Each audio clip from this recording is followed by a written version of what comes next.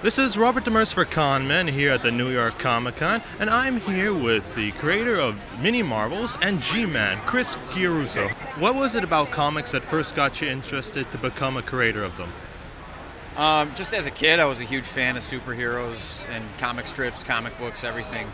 As a kid, I was always trying to draw those characters, and I never stopped trying to draw them and wanted to make my own stuff, and eventually, now I'm doing that.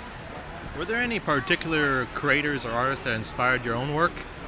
Charles Schultz, predominantly, and my brother Dave. I used to copy everything he did, so I would draw whatever he was drawing. And a lot of my style developed just copying the way he would draw things. But Charles Schultz, too.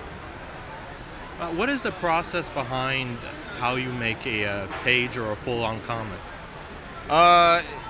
First, you got to figure out what you're going to draw, so the writing kind of happens first.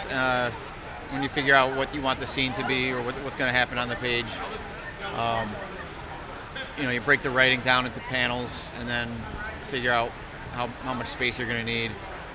I rough out the page in rough pencil. Then I'll do the lettering down. I do the lettering by hand. And then after the lettering is down, I know exactly how much space I'm working with, and I fill the panels in. Pencils, inks, scan the inks, and I color it in Photoshop. You've pretty much so far put every character in comics right now to your own style, with every superhero from Marvel and the countless variant covers you've done. How do you convert like a full-on realistic character to the design that you have? Well, just going to use the same design parameters and then draw the people the way I draw people. I mean, I'm not one of those artists that is really versatile and draws in several different styles. The way I draw is just the way that it comes out. So it's kind of unconscious. That's just how it happens. G-Man and Mini Marvels are obviously all ages comics. Do you think nowadays that it is a very unused medium, while more adult comics are out there going towards the 30 to 35 audience? Yeah, it's definitely lopsided. It used to be a lot more. Comics were for everybody, for kids, for adults, and everything. And then the shift happened, but it seems like now there's a lot more kids getting into comics, and that the kid-appropriate comics are coming back. On the other side of things, do you think there is a limit on how far you can kidify certain characters and their storylines? Kind of.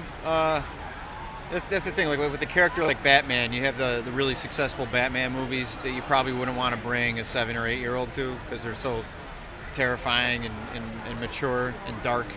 But then you have the Batman cartoon. It's Batman Brave and the Bold, for example, was really friendly, bright, and attractive to kids. They're obviously aiming the same character at different audiences, so it seems to be working for them.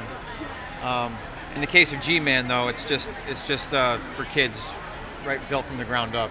So there's only one version going. And for G-Man, what was the creative process when you started the book to create the book?